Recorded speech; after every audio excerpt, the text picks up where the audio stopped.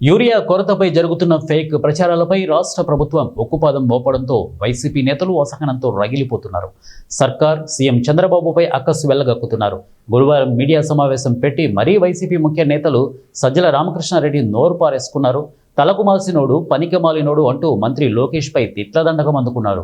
కేసులు పెడుతున్న అధికారులకు 3 ఏళ్ల తర్వాత మ్యూజిక్ మొదలవుతుందంటూ ఏకంగా బెదిరింపులకు దిగారు. ఫేక్ ప్రచారం చేస్తున్న వైసీపీ నేతలను బుధవారం మీడియా సమావేశంలో సీఎం చంద్రబాబు హెచ్చరించిన విషయం తెలిసిందే. అలాగే లిక్కర్ స్కామ్ కేసులో సజ్జల కుమారుడు భార్గవరెడ్డి పేరు తాజాగా తెరపైకొచ్చింది.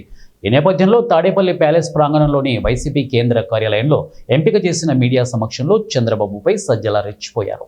చంద్రబాబు అరాచకవాది, బెదిరింపులకు దిగుతున్నారు. యూరియా కొరతపై మాట్లాడిన రైతులందరినీ వైసీపీ నేతలుగా చిత్రీకరిస్తున్నారు. జైలుకు పంపుతానంటూ పబ్లిక్గా బెదిరిస్తున్నారు. చంద్రబాబే కృత్రిమ కొరత సృష్టించారు, బ్లాక్ మార్కెట్కు తరలించి 100 కోట్లు దోచుకుంటున్నారు అంటూ విమర్శించారు. డీఫాక్టో సీఎంగా వ్యవహరిస్తూ కమిషన్లపై లోకేష్ దృష్టి పెట్టారని విమర్శించారు. లిక్కర్ స్కామ్ జరగనే లేదని సజ్జల క్లీన్ చిట్ ఇచ్చేశారు. తన కుమారుడు సజ్జల భార్గవరెడ్డి కంపెనీ పెట్టినా లావాదేవీలు జరపలేదన్నారు. ఆ కంపెనీకి అసలు బ్యాంక్ అకౌంటే లేదన్నారు.